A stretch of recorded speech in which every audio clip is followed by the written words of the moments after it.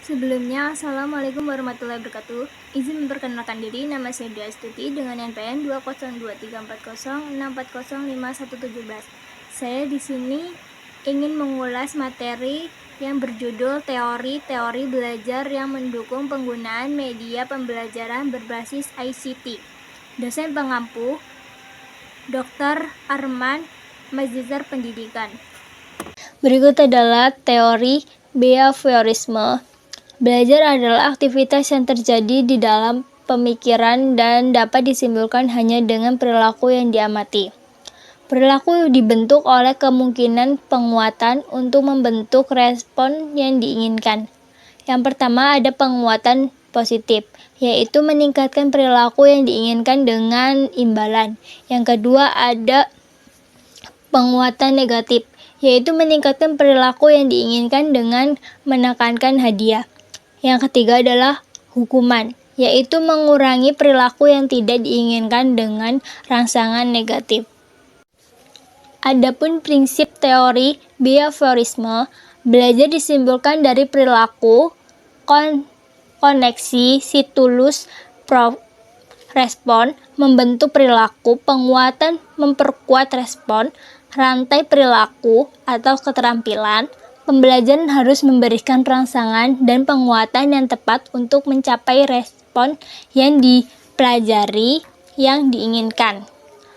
Program komputer dapat memberikan rangsangan dan menguatkan yang konsisten dan dapat diandalkan secara individual. Teori kedua yaitu teori pemrosesan informasi. Belajar adalah menyediakan informasi ke dalam memori manusia, mirip dengan cara komputer menyimpan informasi.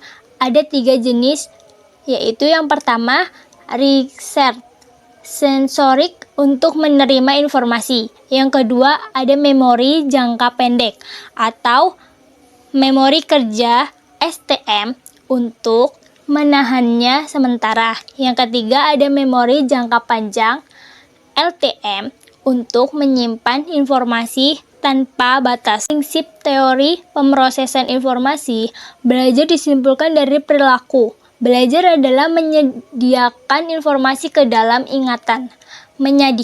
Penyediaan dimulai dengan perhatian. Tindakan memastikan transfer ke memori. Latihan memperkuat retensi dan membentuk mengingat. Pembelajaran harus menarik perhatian, memberikan jenis tindakan yang tepat, dan menyediakan praktik yang cukup untuk memastikan mengodekan dan mempertahankan retensi. Aplikasi komputer memiliki kualitas untuk menarik perhatian siswa dan menyediakan aplikasi dan latihan berulang-ulang secara individual. Yang ketiga, teori perilaku kognitif.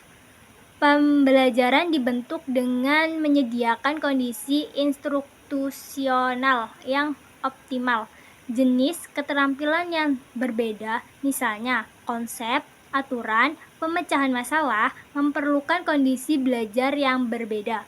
Pembelajaran mencakup 9 peristiwa pembelajaran yang berbeda, sesuai dengan jenis keterampilan yang diajarkan dan diperdekatkan hierarki keterampilan yang menyajikan keterampilan sederhana dan membangun keterampilan yang kompleks. Berikut prinsip teori perilaku kognitif. Pembelajaran dibentuk oleh urutan kegiatan instruksional yang sesuai dengan jenis pembelajarannya. Belajar adalah proses membangun. Peserta didik harus memiliki keterampilan persyarat untuk setiap keterampilan baru. Kegiatan pembelajaran harus menyediakan acara untuk mendukung jenis pembelajaran. Siswa harus menunjukkan bahwa mereka telah mempelajari keterampilan bersyarat. Komputer dapat memberikan informasi yang cepat dan akurat tentang tingkat keterampilan siswa dan menyediakan rangkaian aktivitas yang konsisten untuk memenuhi peristiwa instruksional. Teori yang keempat, Teori aktivitisme sosial. Belajar adalah pertumbuhan individu yang muncul melalui pengalaman sosial.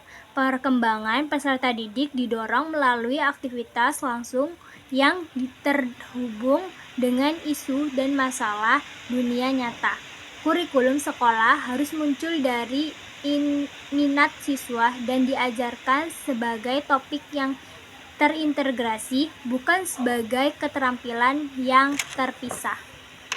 Berikut prinsip teori aktivitasme sosial. Pembelajaran memerlukan interaksi sosial antar siswa terhadap masalah dan persoalan yang langsung menjadi perhatian mereka. Pembelajaran harus menekankan kegiatan kolaboratif dan koneksi dunia nyata. Teknologi mendukung peluang untuk kolaborasi. Presentasi visual membantu siswa menghubungkan konsep abstrak dengan aplikasi dunia nyata. Berikut teori perkembangan anak.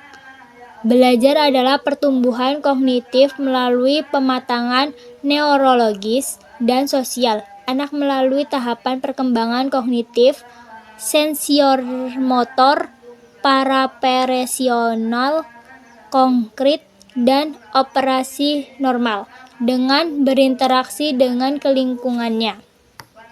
Ketika mereka menghadapi hal-hal yang tidak diketahui, mereka mengalami ketidakseimbangan. Mereka merespon dengan asimilasi, menyesuaikannya dengan pengembangan mereka, atau komodasi, mengubah pandangan mereka. Teori perkembangan anak.